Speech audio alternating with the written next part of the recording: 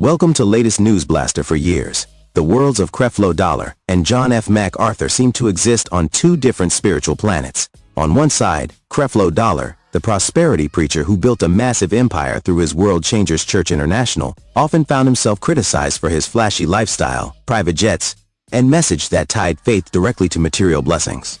On the other side stood John MacArthur, the California-based preacher known for his strict conservative theology and his fierce opposition to the prosperity gospel.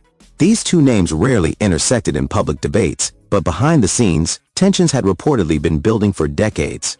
The shocking twist came when Creflo Dollar, after years of silence, finally decided to speak out, making allegations against John MacArthur that stunned the faith community and left many wondering what had really been happening all along. The news did not come in a formal press release or a carefully prepared sermon. Instead, whispers began spreading through social media platforms when clips surfaced of Creflo Dollar addressing his congregation in Atlanta, his voice heavy with frustration as he mentioned John MacArthur's name for the first time in a way that suggested deep wounds. The clip went viral within hours, and soon speculation exploded. What exactly had driven Dollar to break his silence now? Why had he chosen this particular moment to expose what he claimed were hidden truths about MacArthur's teachings and his private conduct? For years, MacArthur had been the face of staunch opposition to everything prosperity preachers represented, calling them wolves in sheep's clothing and accusing them of distorting the gospel for financial gain. But Creflo Dollar's response suggested there was more to the story, something darker, something that had never been told before. As the days unfolded, more details began to emerge. Dollar reportedly accused MacArthur of deliberately targeting him and his family, spreading private information in theological circles, and even attempting to undermine his ministry through influential networks. While MacArthur had always made his disapproval of prosperity preachers known, Dollar framed the situation differently. This was not just about doctrinal disagreement, but about personal attacks and hidden agendas that had been quietly at play for years. Dollar's words carried an emotional weight, painting the picture of a man who had endured criticism without defending himself, until now. "For too long, I let him define me," Dollar allegedly said in one fiery sermon. "But the truth has a way of coming out, and I will not be silent anymore." What made these allegations especially shocking was the timing. In recent years, John MacArthur's ministry itself had faced mounting controversies. From accusations of mishandling abuse cases at his church, to growing scrutiny over his handling of finances and leadership culture, MacArthur had found himself increasingly on the defensive. Critics who once stood in the shadows now had a growing audience, and Dollar's statements added fuel to the fire. For many, the question was not whether MacArthur disagreed with Dollar's prosperity message. Everyone already knew that. But whether there was something deeper and more personal at stake.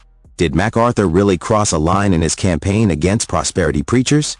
Did he use his influence in ways that harmed Dollar's reputation beyond simple theological disagreement? The media frenzy intensified as Christian bloggers, YouTubers, and podcasters dissected every angle of the feud. Some saw Creflo Dollar's move as a desperate attempt to redirect attention from his own controversies, while others argued that his boldness revealed a hidden truth that had been buried for too long. The shocking element was not just the allegations themselves, but the fact that Dollar, a man often dismissed by MacArthur as a theological opponent, finally fought back with details that seemed personal. This was no longer just a doctrinal debate. It was a story of betrayal, power, and the hidden struggles between two of America's most recognizable preachers. Behind the sensational headlines, ordinary believers were left feeling confused and divided. Supporters of MacArthur insisted that Dollar's words were nothing more than retaliation against a man who had boldly defended biblical truth. They pointed to MacArthur's decades of expository preaching and his global influence as proof that his legacy could not be tainted by one man's accusations.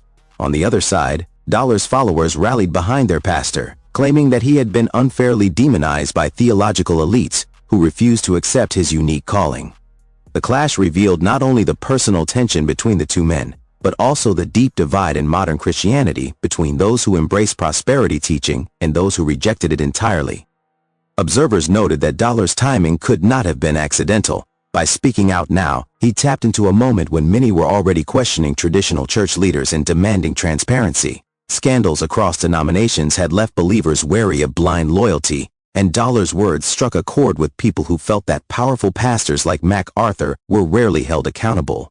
Whether Dollar's allegations were true or exaggerated, they ignited conversations about accountability, hypocrisy, and the cost of silence.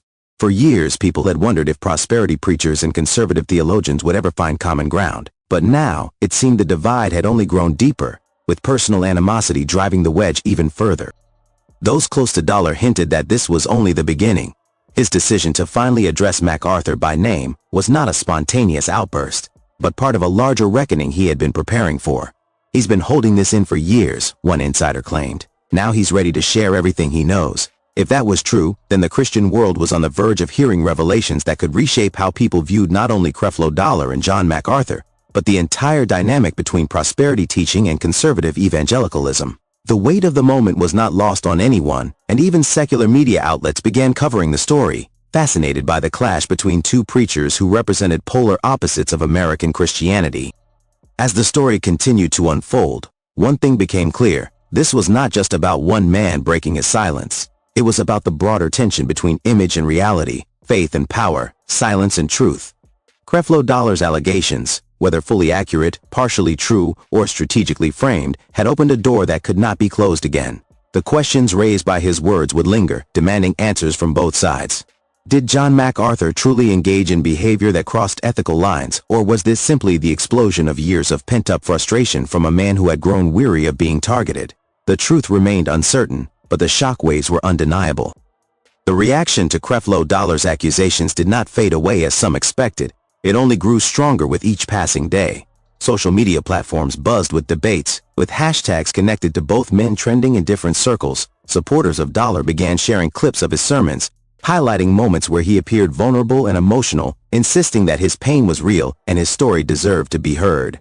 Meanwhile, John MacArthur's defenders rushed to post articles, lectures, and old interviews where he condemned the prosperity gospel, arguing that Dollar was merely trying to rewrite the narrative to make himself appear like a victim. The clash of perspectives made it nearly impossible to know where the truth ended and where speculation began. But one thing was certain: the silence that had once surrounded their relationship was gone forever. Many insiders who had followed both ministries closely began to add context to the unfolding drama. They reminded people that John MacArthur's criticisms of prosperity preachers were not subtle or private. They were loud, public, and repeated for decades. In MacArthur's eyes, men like Creflo Dollar represented a distortion of Christianity itself. But what Dollar revealed suggested something more sinister than theological disagreement.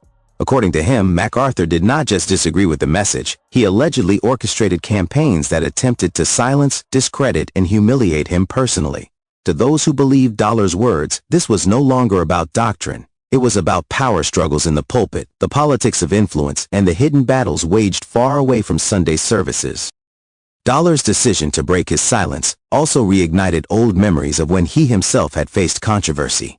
In the early 2000s, he was one of the most criticized prosperity preachers in America. News outlets dissected his lifestyle, showing images of luxury cars, private jets, and multi-million-dollar homes, all tied to his ministry.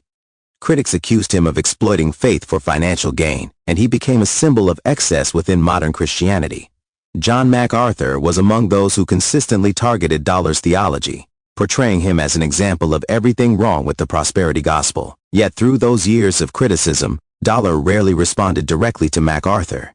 He carried on preaching his message, weathering the storm of criticism, until now. By breaking his silence, he not only challenged MacArthur's credibility but also reframed his own story as one of endurance against attacks that went far beyond theological debate.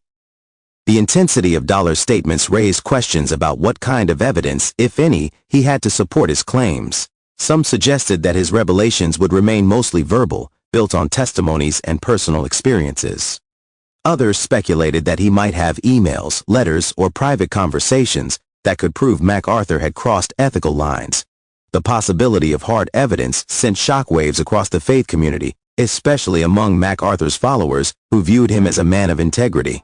If such evidence existed, it could devastate MacArthur's reputation and force a larger reckoning within conservative evangelical circles. But if no such evidence appeared, critics warned that Dollar's words would be dismissed as little more than emotional retaliation. What made the entire situation so complex was the emotional tone of Dollar's delivery.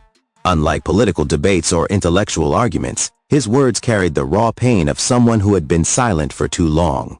Congregants described the atmosphere in his church as electric, almost heavy, when he spoke about MacArthur.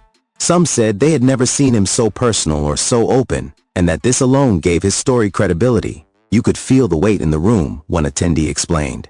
It wasn't just a man trying to win an argument. It was a man finally letting out something he had been holding in for years. That sense of vulnerability resonated deeply with many, especially those who had felt silenced in their own lives. Meanwhile, John MacArthur's camp remained tight-lipped. At first, there was no direct response, only vague reassurances from associates that the truth would prevail and that the church stood by their leader. The lack of an immediate rebuttal only fueled speculation. Was MacArthur carefully preparing a legal or theological response? Or was he choosing silence, hoping the storm would pass? In the world of modern media, silence can often be interpreted as weakness, and Dollar's supporters wasted no time suggesting that MacArthur's quietness was an admission of guilt. Whether that was true or not, the optics did not work in MacArthur's favor. In the days that followed, more voices joined the conversation. Former staff members, ex-congregants, and fellow preachers began to share their experiences. Some claimed that Dollar's accusations aligned with their own observations of how MacArthur's circle operated, tight, guarded, and sometimes ruthless in its protection of theological purity. Others pushed back, defending MacArthur as a man who had always been consistent in his devotion to Scripture and incapable of the kind of personal vendettas Dollar described. The clash of testimonies only made the situation more dramatic, turning the feud into a story that extended far beyond the two men at the center. As the public wrestled with the unfolding allegations, a deeper question emerged. Why now? Why did Creflo Dollar wait until this particular moment to finally break his silence? Some speculated that it was because MacArthur's ministry was already facing increased scrutiny from outside critics, and Dollar saw an opportunity to add his voice to the growing chorus of challenges. Others believed Dollar had been personally pushed to his breaking point, finally deciding that silence was no longer an option if he wanted to protect his legacy. Either way, the timing ensured maximum impact. His words hit at a moment when the world was paying attention, amplifying the shock and drawing headlines that reached far beyond the church. It is impossible to ignore how the feud reflects the broader fault lines within modern Christianity. Prosperity preachers and conservative evangelicals have long been locked in a battle for the hearts and minds of believers, with each side accusing the other of distorting the faith. Dollar and MacArthur in many ways symbolize that divide. One preaches abundance, breakthrough, and financial blessing as signs of faith. The other preaches self-denial, endurance, and the sufficiency of Christ without material reward. Their clash, therefore,